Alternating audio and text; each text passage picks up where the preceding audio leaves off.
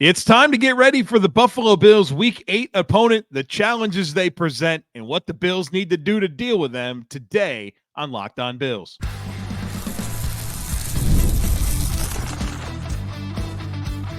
You are Locked On Bills, your daily Buffalo Bills podcast. Part of the Locked On Podcast Network, your team every day.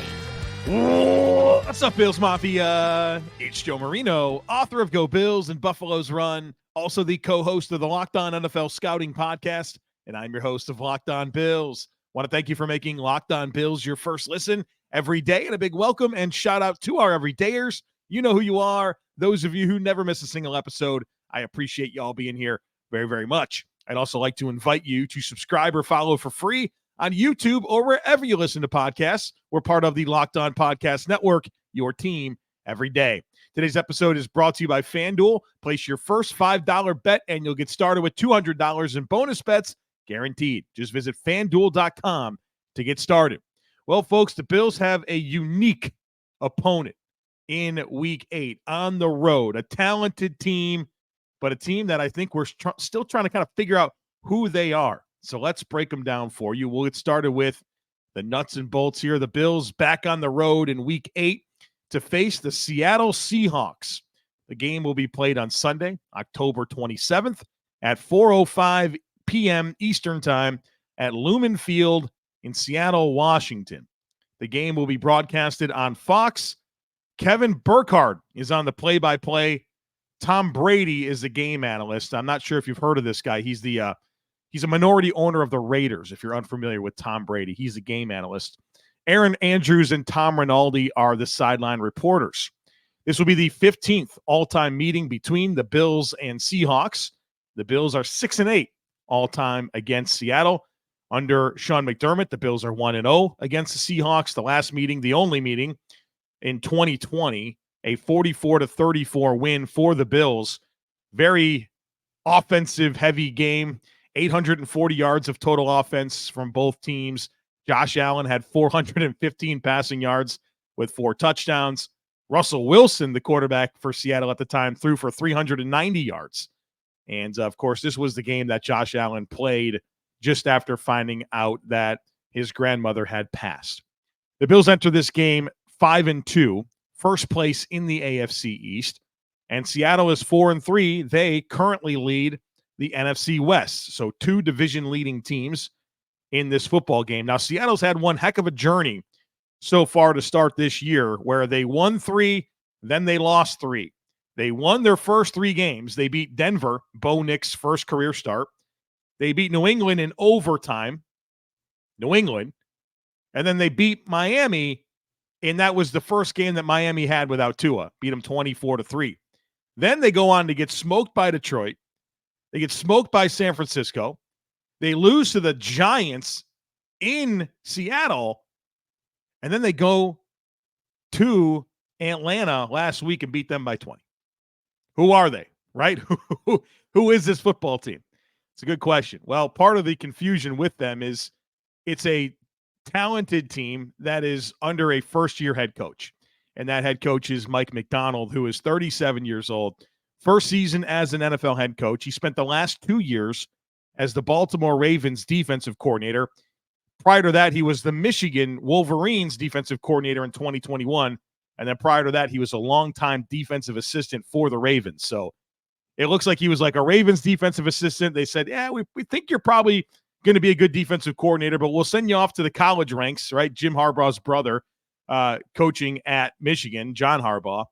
And said, hey, go be a defensive coordinator there for 1 year. Okay, cool. You did a good job. You can come back here and be our defensive coordinator for a couple of years. Oh, you did a great job. Now you get to be an NFL head coach. It's an interesting path for Mike Macdonald. Quarterback of this team, Geno Smith, 34 years old, was a 2013 second-round pick of the Jets out of West Virginia. 6'3", 221 pounds. He started the first 2 years of his career for the Jets. Then spent the next 6 years of his career as a backup. 2 years as the Jets backup, 1 as the Giants backup, 1 as the Chargers backup, and then 2 years as the backup in Seattle. Then he's their starter in 2022. and he's been their starter since. So 2022, 2023, and now, of course, this is his third season as Seattle starter, and he signed entering last year a 3-year, $75 million contract extension. So far for Geno Smith's career, he's started 73 games. His teams have a 34-39 record in his starts, but with Seattle, he's 22-20. So far in 2024, he's completing 69% of his passes, 284 passing yards per game. He has the most passing yards in the NFL, and that's due in large because they throw the ball more than any team in the NFL. 8 touchdowns, 6 interceptions, a passer rating of 89.4. Some of his advanced metrics, his EPA per dropback is minus 0.01. That's 19th out of 32 starting quarterbacks. He throws deep 8.6% of the time. That's 27th in the NFL, so not a ton of deep shots. And on those deep throws, he's 7 for 24, 276 yards, 3 touchdowns, 2 interceptions. Gets a modest amount of yards after catch, 50% exactly of his yards come after the catch. That's 16th in the NFL. Throws to his first read 65% of the time. That is 22nd in terms of frequency. Average time to throw is 2.53 seconds. That's 13th. Throws a catchable pass to his receivers 78% of the time. That's in the top 10, number 9. His off-target throw percentage is 14.3%. That's pretty decent. That's 8th best in the NFL. Turnover-worthy throws, middle of the pack. 3.2% of his throws are turnover-worthy. That's 15th. Drop rate, middle of the pack as well, 3.6%. Pressured on 29% of his dropbacks. That's actually pretty good. That's 8th lowest. So he doesn't face that much pressure, actually in the top 25% of the league, but 23% of the pressure he does face results in a sack, which is 15th. They don't run much play action, 15% play action. That's 27th. And so far this year, Geno Smith is 21st in EPA per dropback with play action. He will run it a little bit, not super dynamic, but you can't sleep on his ability to scramble and pick up some yards. So far this year, he has 25 carries for 161 yards. So some general thoughts on Geno Smith. Year one for him in this system, and we'll talk about that on the other side of this because it's a very unique offense in that their offensive coordinator pretty much doesn't have any NFL experience until this year. And so it's year one for an experienced quarterback in an offense from a coordinator that really doesn't have time in the NFL. I think Geno Smith is the epitome of an average NFL starting quarterback. I don't think he's special. I don't think he's bad. He's just right in the middle. Everything is just okay with Geno Smith. There's obviously highs and lows baked into that, and he's got some appeal as a vertical passer where he's had some success. He certainly has some good weapons, but I think he's literally the definition of an average NFL starting quarterback. And that coupled with being in a new scheme, I think it leads to a lot of variance, and that's exactly what you've seen to this point. All right, we'll expand more on this offense that is coordinated by Ryan Grubb, talk about the supporting cast and the Bills' keys for success defensively against the Seattle offense on the other side of it. Folks, be sure to stick with me. PrizePicks is the #1 daily fantasy sports app in America with over 5 million active members. PrizePicks is the easiest and most exciting way to play daily fantasy sports. Unlike on other apps, on PrizePicks, it's just you against the numbers. All you do is pick more or less on 2 to 6 player stat projections and watch the winnings roll in. PrizePicks is the only real money daily fantasy sports platform with an injury insurance policy, so that way your lineups stay in play even if one of your players gets injured. So check it out. Download the PrizePicks app today and use code LOCKEDONNFL and get $50 instantly when you play $5. That's code LOCKEDONNFL on PrizePicks to get $50 instantly when you play $5. You don't even need to win to receive the $50 bonus. It's guaranteed. PrizePicks, run your game. Pre-alcohol probiotic drink by Zbiotics is the world's first genetically engineered probiotic. It was invented by PhD scientists to tackle rough mornings after drinking. Here's how it works. When you drink, alcohol gets converted into a toxic byproduct in your gut. It's this byproduct, not dehydration, that's to blame for your rough next day. Pre-alcohol produces an enzyme to break this byproduct down. Just remember to make Zbiotics your first drink of the night. Drink responsibly, and you'll feel your best tomorrow. Here's how you use it. Step 1, drink pre-alcohol. For best results, make pre-alcohol your first drink of the night. Step 2, drink responsibly. Pace yourself, hydrate, and get a good night's sleep. Step 3, enjoy tomorrow. Wake up feeling refreshed and ready to take on the day. Go to Zbiotics.com/LockedOnNFL to learn more and get 15% off your first order when you use LockedOnNFL at checkout. Zbiotics is backed with 100% money-back guarantee, so if you're unsatisfied for any reason, they'll refund your money, no questions asked. Remember to head to Zbiotics.com/LockedOnNFL and use code LockedOnNFL at checkout to get 15% off.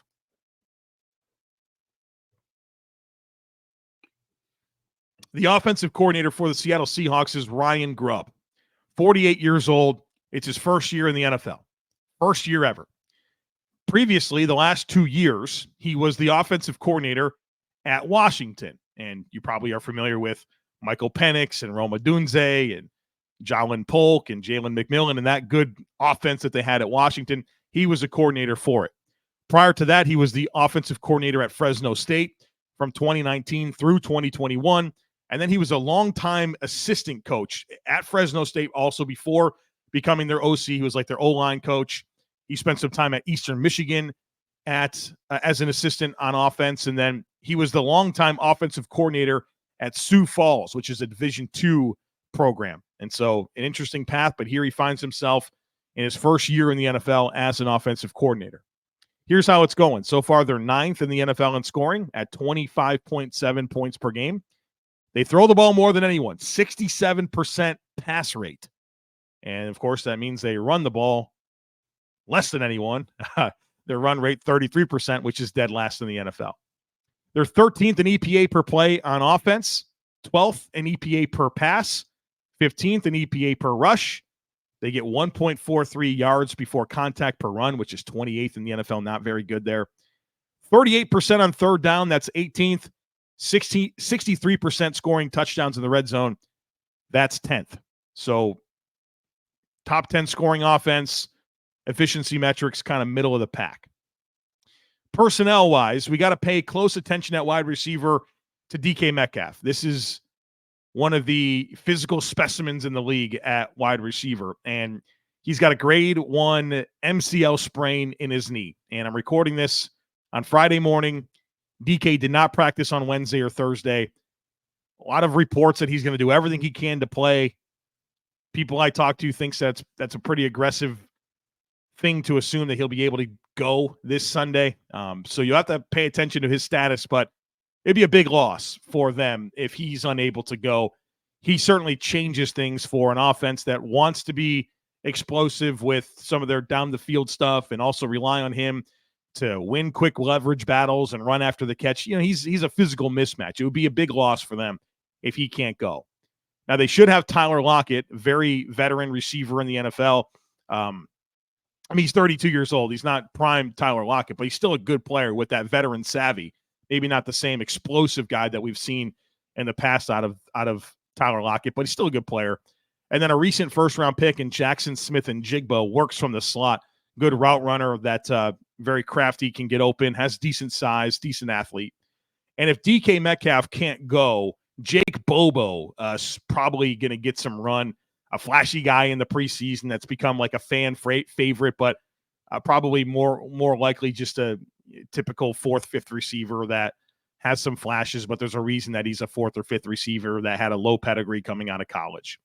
So that'll probably be their top 3. They also have Laviska Shenault, who, I don't know, has always been a bit of a tease as a playmaker, has a kick return touchdown this year, but he's bounced around so many different places. And, you know, he was a fun player at Colorado, but never really has amounted to much in the NFL. But we'll see if he gets some run. And I think he's a guy that you have to at least think about as a potential X factor. But it's in terms of targets for these receivers, Metcalf has 61 this year, Jackson Smith and Jigba 54, then Tyler Lockett 43. So again, DK would be a notable loss if he can't go. At tight end, Noah Fant is their tight end. Very athletic, good yards after catch, inconsistent ball skills, but a potent playmaker if he can catch it and make the right adjustments to the football. Then they'll play A.J. Barner, who's a young tight end that does the depth role type stuff, and then also Pharaoh Brown, who's an experienced depth tight end. So they'll play some different tight ends, but Noah Fant is their main guy in the passing game. Then their running backs, they got a good one here in Ken Walker, the third, young player out of Michigan State. Has a lot of speed and explosiveness, and he's got good size. He's definitely one of those guys that can rip off a big one, right? So if he gets a crease, he can go. Now, there's some high variance. I think he has a lot of messy runs to get to those explosive runs, but those explosive runs count, and he will crease you if you give it to him. So the Bills have to be mindful of that guy. And he's backed up by Zach Charbonnet, who's a big, physical downhill runner. Ideal kind of RB2. I don't know that he's shown enough in the NFL that makes you feel like he's a starter, but a potent backup that, provides a physical element. Not that Ken Walker's physical as well, but he's certainly got that big play ability where Charbonnet's more of the grounded out type guy.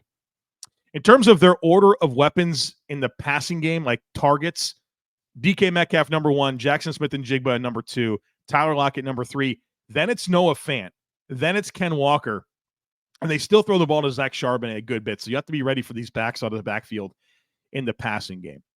Let's talk about their offensive line. Their left tackle's a good one. Charles Cross, athletic, extremely athletic. Now, I think you can beat him with some power, which plays into the strengths of the Bills' defensive ends. Epinesa, Rousseau, Smoot, those are all power-style rushers. So it's a good challenge for Charles Cross. But Charles Cross, certainly a high draft pick that's, I think, settling in and becoming a good player for them. Their left guard is Laken Tomlinson. The Bills have played him a ton. He was the guard for the Jets for a number of years. I think he's one of those sufficient level veteran starters. Not a plus player, but he's not going to kill you. Their center is Connor Williams. The Bills know him as well. Was the Dolphins center for a number of years. And tore his ACL late in the season last year, and very surprisingly has started every game for Seattle this year. I think he's a good center in the NFL, and he's done well to kind of very quickly settle into this offensive line. And they turned over a good amount of this offensive line from last year. And so I think Connor Williams has been a veteran that's helped stabilize some things. Their right guard is Anthony Bradford. That's a player that you can win some matchups on. I think this right side in general, the Bills should have some big-time advantages. Anthony Bradford, they've been rolling with him for kind of like almost a full season, a good part of last year and so far this year. And I think he's been underwhelming. And so I think that's a big-time matchup opportunity for the Bills to win. And then at right tackle, Mike Jarrell. This is like their third option. They have, I would say, no, it's their fourth option. So Abraham Lucas would be their starter. He's injured.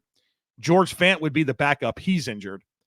Stone Forsythe is the third guy. He's injured. Mike Jarrell, this is the fourth option at right tackle. 25-year-old rookie out of Finlay, a Division II school, a 6th-round pick. He's got size, 6'5", 309, nearly 34-inch arms, an RAS score of a 9.28. So he's got athleticism, but this is a Division II player that's in his rookie season that's going to get his first start. Boy, the Bills better take advantage of the right side of this offensive line. Come on now. Those guys, those are unproven players, and Bradford is the guy that's played a lot and has been underwhelming. So the Bills got to take advantage of that right side, which gets me into the keys for the Bills on defense against this offense. Number one is I think you have to help your run defense this week. I don't think you can go there and just give Seattle light boxes left and right, especially if DK Metcalf's not going to go. If DK Metcalf is unable to go, you'd like to think that this team is going to lean into the rushing offense, especially after they did that last week. Last week against Atlanta, where they won by 20 points on the road, they ran the ball more than they have all season long. So I hope that they didn't learn any lessons, but if they did, which is probably true, especially with DK Metcalf off, they're going to run the ball. They got two good backs, especially Ken Walker. Like I said, big play back that will crease you. And so if the Bills are just going to live in this world where they give light boxes all day long, and I think that's going to be a recipe for trouble. So roll that safety down, have some run blitzes, do some gap exchanges, do some stunts, but you better help your run defense because this is one of those games where I have there's a piece of me that's very concerned that the Bills are just going to get run all over. So don't let it happen. Don't let it happen. Number two is you better beat up on the right side of this line. Come on now, Anthony Bradford and Mike Jarrell as the right guard and the right tackle. That's pretty unserious in terms of starting players in the NFL. Greg Rousseau, eat. Ed Oliver, come on, buddy. Daquan Jones, let's go. Big-time matchup advantages right there. Dominate. You got to dominate that. And number three is hunt the ball. I think this is the type of team that you can get some takeaways. They've had multiple giveaways in 4 of 7 games this year. You know, Geno's not a player that's unwilling to take risks. You know, I think you can get after this team in terms of hunting the football and, you know, taking away their possessions. So this is a game where I'm looking for some takeaways for the Bills on defense. So help out your run defense. Don't sit there and just eat it from Ken Walker for 4 quarters. That's going to be a long day. Beat up on that right side that is an unserious group and hunt the football, because I think this team will turn it over. All right, so there's the Bills' defense against the Seattle offense. Let's focus on the other side of this. Talk about the Bills' offense against the Seattle defense. Folks, be sure to stick with me. Hey, NFL fans, you can start the season with a big return on FanDuel, America's #1 sportsbook. So when you get a hunch in the middle of the game, you can check out the latest stats, view live play-by-play, and so much more on the same page where you place your bets. You'll get started with $200 in bonus bets guaranteed when you place your first $5 bet. And last week, I found myself a couple of road underdogs that I liked the money line. I had the Lions going into Minnesota and winning. I had the Chiefs going into San Francisco and winning. I got 2 more for you this week. I like the Eagles plus 114 money line going into Cincinnati. I like Dallas plus 176 money line going into San Francisco. So if you want to tell me this week, that's what I'm on. Check it out, folks. FanDuel.com to download America's #1 sportsbook. All right, let's talk about the Seattle defense. The coordinator, obviously Mike Macdonald, defensive-minded head coach. It's his defense. Their coordinator is Aiden Durde, 45 years old. Interesting story here for this guy. Cowboys defensive line coach 2021 through 2023. Falcons defensive assistant 2016 through 2020. He's a native of England. He came up as a player through the International Pathway Program, 2005 with the Panthers. Goes back to Europe, does some coaching, or does some playing in Europe. Then he gets an opportunity on the Chiefs practice squad in 2008. Then he goes back to London. He's the defensive coordinator for the London Warriors, 2011 through 2016. Becomes a coaching intern with the Cowboys. Then he's part of the Bill Walsh Fellowship coaching program in 2018 and just worked his way up. Really interesting situation. Imagine in 20 years from now, if I told you that Travis Clayton was an NFL offensive line coach, the rugby player that the Bills drafted to play offensive line, right? That would be this happening. So it's a pretty cool story here for Coach Durde, who's the defensive coordinator for Seattle. So far, they are giving up 19 points, they're 19th in scoring. They're giving up 23.4 points per game, 17th in EPA per play on defense, 16th in EPA per pass, 23rd in EPA per rush. They give up a third down conversion 37% of the time, which is 17th, and 43% of the time they give up a touchdown in the red zone. So it's very good. They have a top-tone red zone defense. So middle of the pack. So it's a talented team with middle-of-the-pack metrics and a young coaching staff. It's an interesting team. They got some real talent on defense. Some really big-time athletes that are emerging. And I think you look at their edge rushers and you see 2 of them, Boye Mafe and Derek Hall, 2 recent second-round draft picks that are just very dynamic. Boye Mafe, man, he's powerful. He's bursty. He's bendy. I think he's one of the good emerging young pass rushers in the NFL. He'll be a good challenge for the Bills tackles. And then Derek Hall out of Auburn, another day 2 draft pick that doesn't quite have the burst and bend, but has a lot of power and is a high motor guy that I think is a nice pair. Him and Mafe are a good young pair of edge rushers. So it's going to be good on good with Mafe and Hall going up against Spencer Brown and Dion Dawkins. And then they also have Draymond Jones, who's a big ticket free agent a couple years ago. I don't think he gives you anything as a run defender. He gets pushed around a ton, but he's like this tweener, inside-outside type player that can shoot gaps and has some explosiveness to him. So a penetration style guy there as well. So a good trio of kind of edge rushers that they'll play in Draymond Jones, Derek Hall, and Boye Mafe. Mafe is really the dude there. At defensive tackle, they got some real talent here as well. Leonard Williams, longtime outstanding defensive tackle in the NFL. Started with the Jets, then went to the Giants. Seattle traded for him last year. They've re-signed him. He's an impact defensive tackle. Byron Murphy, their first-round pick out of Texas. Boy, I liked him a ton coming out. He was injured and came back last week against Atlanta, played extremely well. I think he's going to be a really good pro. Then they have some veterans. Jaron Reed, who's been a nose tackle in the league for a while, has had some good seasons as not just a run stuffer, but a guy that can get in the backfield and rush the passer a little bit. And then John Hankins, who's, I think, a declining player, but a long-time nose in the NFL that can give them some run stuffing. So they got some playmakers here in Mafe and Hall and Jones and Williams and Murphy and Reed. I mean, that's 6 deep of guys on that defensive line that I think can really make plays and have nice blends of size, athleticism, and football skill. I memean, those are good players. So that's something to be mindful of. Now, their linebackers is an interesting situation. Tyrell Dotson, you know about him, T-Dot from the Bills. He parlayed his strong year with the Bills into a starting type contract with Seattle. So he's one of their starters. And then his running mate was Jerome Baker, but they traded Jerome Baker and a 4th-round pick to the Titans for Ernest Jones. And, of course, the Bills played against Ernest Jones last week, and Ernest Jones was with the Rams for the beginning of his career.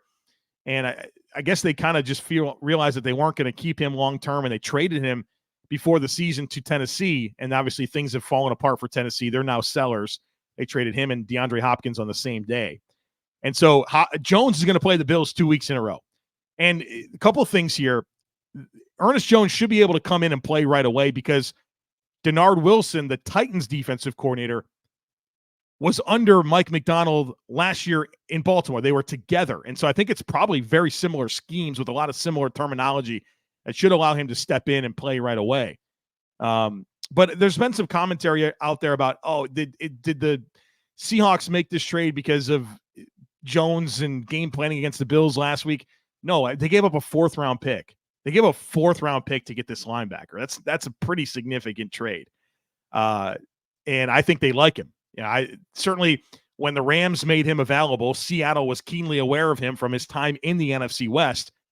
Rams weren't going to trade him to the Seahawks. So now they kind of have an opportunity to go get the guy that they probably wanted for a while.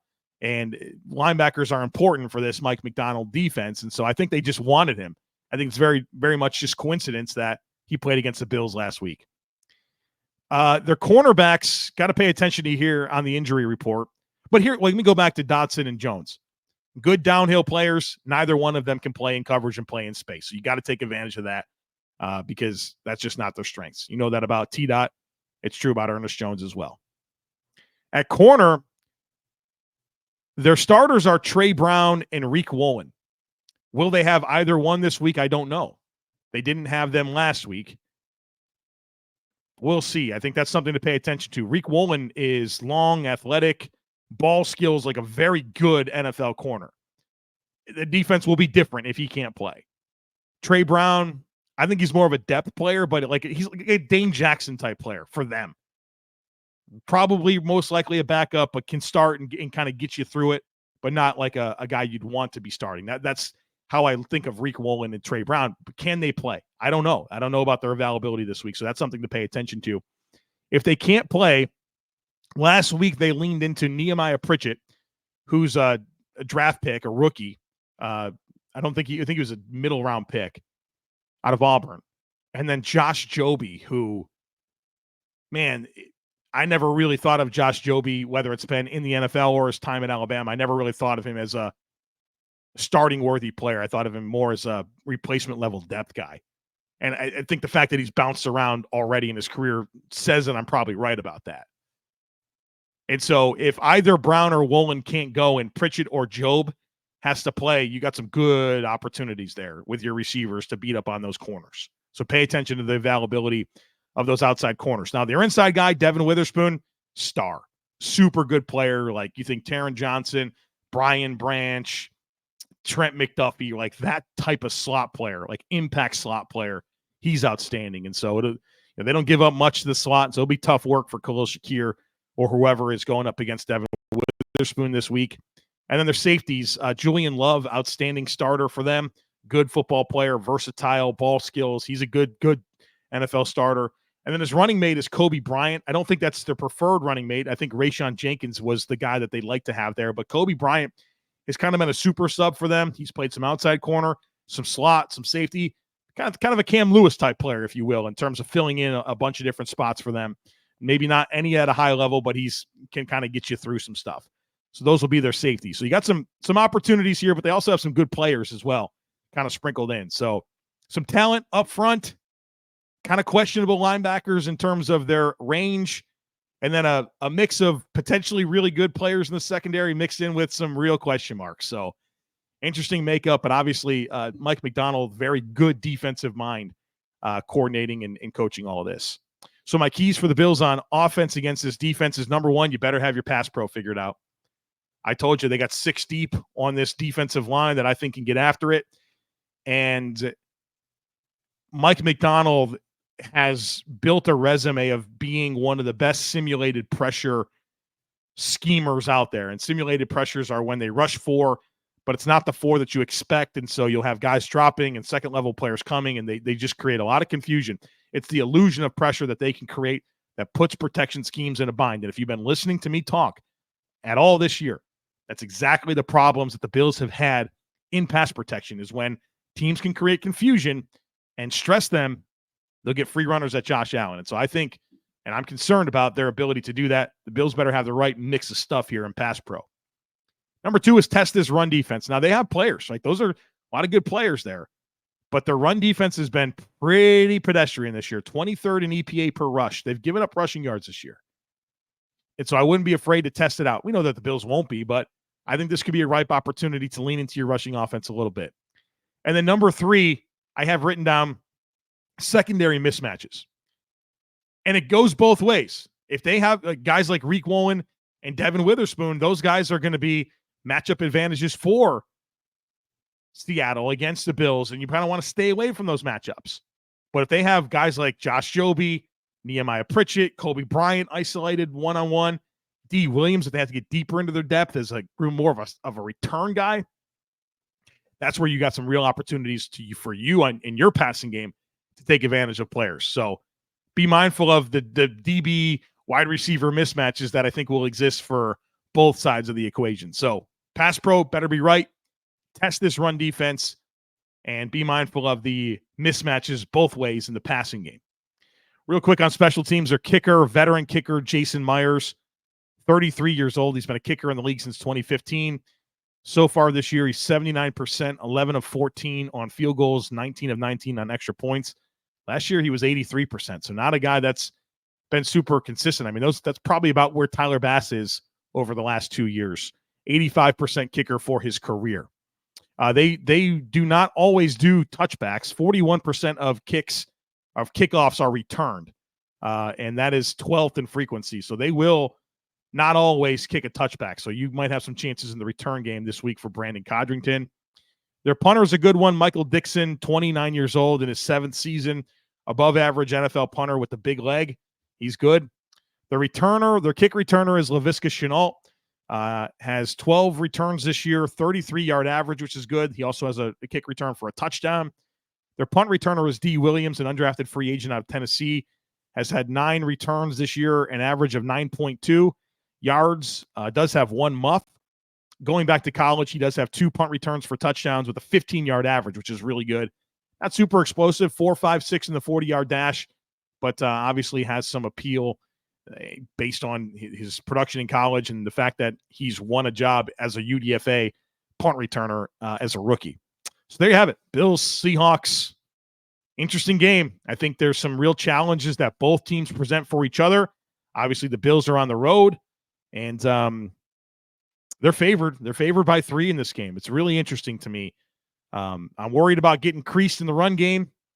I'm worried about some of their playmakers on defense. They should be worried about their right side of their offensive line and their overall inconsistency as a football team. And certainly, Josh Allen presents a lot of problems for any team. So going to be an interesting one on Sunday afternoon. We'll have one more conversation for you, breaking this game down. We'll give you my final thoughts where I have some really interesting Josh Allen metrics that I want to break down for you tomorrow that I think kind of tells some of the story of how he's playing this year. In addition to my game predictions, of course, we'll talk to Dr. Kyle Trimble about the injuries. Obviously, Terrel Bernard, a big question mark. Maybe even some other guys that have been missing some time this week. So we'll get all the scoops on that tomorrow as well. So don't miss anything. Make sure that you're subscribed. Would love it if you took a second to rate, review, and share the podcast. Have a great rest of your day. Go Bills, and I look forward to catching up with you again real soon.